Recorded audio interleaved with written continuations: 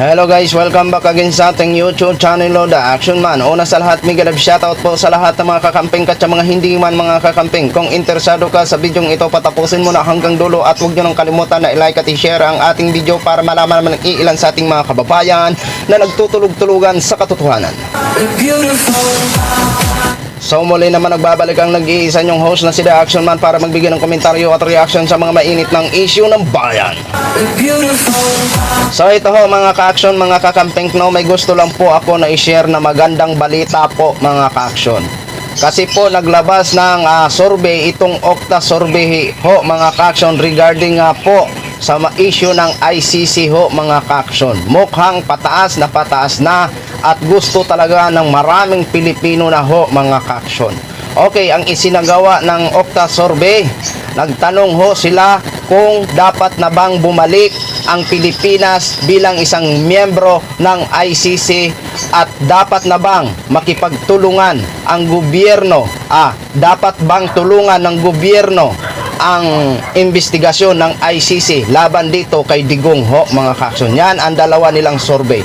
Okay, sa unang survey nila na kung dapat na bang bumalik o bawiin ang pagkalas ng Pilipinas sa ICC, ang nagsasabi ay marami po. Nasa 55% to 61% ang nagsasabi na dapat bumalik na ang Pilipinas bilang isang miyembro ng ICC ho mga ka-action. At nakakuha ng mataas na yes, ang boto ay galing sa Luzon at ang konting boto ay magmula sa Mindanao na nagsasabi na hindi pwedeng bumalik. Okay? So alam naman ho natin ang mga taga Mindanao. Okay? At doon naman sa tanong na dapat tulungan na ng gobyerno ang ICC investigation, ay ang nagsasabi dati ay umaabot lang ng 50%, ngayon po ay umabot na ng 55% ang gustong tulungan na ng gobyerno ang ICC.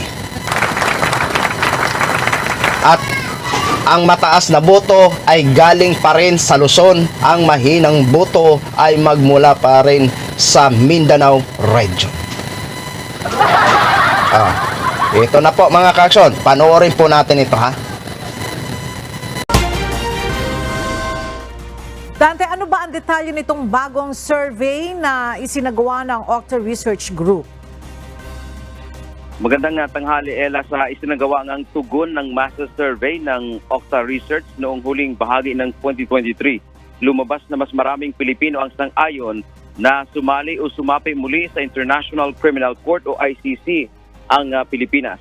59% dito, Ella, ng mga adult Filipino ang pabor at 41% naman ang hindi sang-ayon na tayo ay bumalik muli sa Rome Statute. Pinakamataas na suporta ng pagsapi muli sa ICC ay nakuha sa Balance Luzon na nasa 65% at pinakamababa naman sa Mindanao region na nasa 51%. Pinakamarami naman sa mga hindi sang-ayon na sasapi muli ang bansa sa ICC ay sa Mindanao region na 49%.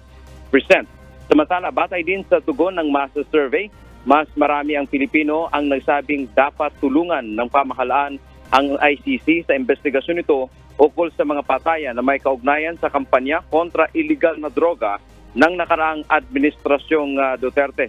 Ela, 55% dito ang nagsabing oo at 45% naman ang nagsabing hindi dapat pakipagtulungan ang Pilipinas sa ICC investigation. Pinakamataas na bilang ng mga nagpahayag ng suporta sa investigasyon ng International Criminal Court ay sa Balance Luzon at pinakamababa pa rin dito, Ella, ay galing sa Mindanao region. Ginawa ang survey noong December 10 hanggang 14 sa 1,200 respondents na adult Filipino, edad 18 taon pataas. Natatandaan din natin, Ella, na sa huling pahayag ni Pangulong Ferdinand Marcos Jr., sinabi nitong hindi na makikipagtulungan ang Pilipinas sa ICC mula nang tayo ay kumalas sa Rome Statute noong 2019. So yun na ho mga ka-action, mga kakamping, no, napanood na po natin. Congratulations sa nagsasabing gusto ng katarungan at gustong bumalik na ang Pilipinas bilang isang miyembro ng ICC. Nagbabasa ho tayo ng comment. Ang sabi, hati po ang mga comment ho mga ka-action, pero lamang po ang positive. Ang negative po ay nagsasabing tanggalin na lang daw ang mga batas dito sa Pilipinas kung babalik lang naman daw sa ICC. Yon ang sabi sa mga nagtutulog-tulugan. Hindi nila naiintindihan ang sinasabing International Criminal Court kasi. Ang buong akala kasi nila, kapag sumapi uli ang Pilipinas bilang isang miyembro ng ICC, ay mawala na ng saysay ang batas ng Pilipinas. Yun ang buong akala ng mga taong makikitid ang kaisipan. Diba? Para sa akin, yung ICC is malaking tulong ho mga ka-action. Diba? Kasi nga ho, dito minsan sa atin ang batas ay hindi ho patas. Kaya mas maganda po na tayo ay magbalik bilang isang miyembro ng ICC. Para itong mga taong hirap imbestigahan na kinakaya-kaya lang ang ating mga batas dito, ang ICC na ho ang bahala. Excuse me po. Diba? Diba napakasarap pakinggan? Na kung hindi man halimbawa kaya ng batas natin dito, ay ang ICC ng batas ay makakaasa ho tayo na sila ay walang papanigan. At ito pa, mukhang dagdag ebidensya po ito ng ICC. Alam naman ho natin kahapon sa nasabing hearing na ito si alias Rene ay nagkwento na kung saan nakita niya ang mag-ama na si Digong at Sara sa nasabing Glory Mountain, na kung saan nandun ang mansion ni Pastor Apollo Kibulo, na kung saan may binababa daw ito na bag magmula sa helicopter at nilalatag sa ground, at ang nilalaman ng bag ay mga barel.